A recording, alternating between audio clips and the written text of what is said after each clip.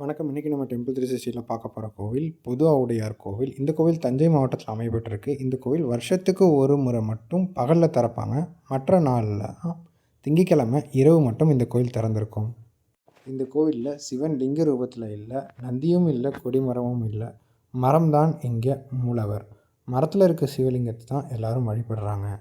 இங்கே உருவமே இல்லாமல் சிவன் இருக்கிறதுனால உருவத்தை தாண்டின வழிபாடை இங்கே நம்மளால் காண முடியும். இந்த கோவிலில் சிவன் எப்படி வந்தார்னா, வான்கோபர், மகாகோபர் என்ற 2 சித்தர்கள் இருந்தாங்க. அந்த 2 சித்தர்களுக்குள்ளேயே ஒரு கருத்து வேறுபாடு.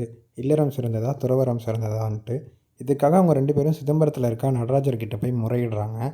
நடராஜரோ, நீங்கள் உங்கள் வீட்டில் போயிருங்க, நான் வந்து தீர்ப்பு சொல்கிறேன் அப்படின்னு சொல்கிறாரு. உடனே ஒரு கார்த்திகை மாதம் திங்கட்கிழமைக்கு நடராஜர் இந்த புது ஆவுடையார் கோவில்கிட்ட வராரு.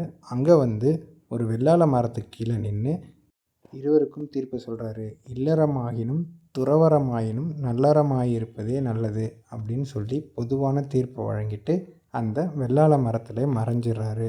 அப்படி பொதுவான தீர்ப்பை வழங்கினதுனால அவர் புது ஆவுடையார் என்று அழைக்கப்படுறாரு. மேலும் இங்கே வரும் மக்கள்கள் என்ன வேண்டுதல் வைத்தாலும் அதை நிறைவேற்றியும் செய்து வைக்கிறாரு. வாழ்க்கையில் ஏற்படுற சிக்கல், திருமண தடை, படிப்பில் இருக்க மந்த நிலை, சட்ட சிக்கல்கள் ஆகிய அனைத்தையுமே போக்கி வைக்கிறாரு. இத்தகைய சிறப்பு வாய்ந்த கோவிலை உங்கள் வாழ்க்கையில் ஒரு முறையானும் தரிசிங்க. இந்த கோவில் தஞ்சை மாவட்டத்தில் அமையப்பட்டிருக்கு. இப்போது நீங்கள் திரையில் பார்த்துக்கிட்டு இருக்க இந்த மரத்தில் தான் சிவன் ஐக்கியமாகதான் சொல்லப்படுது. மேலும் இது போன்ற தகவல்களுக்கு நம்ம டெம்பிள் 360 சேனலை ஃபாலோ பண்ணிக்கோங்க.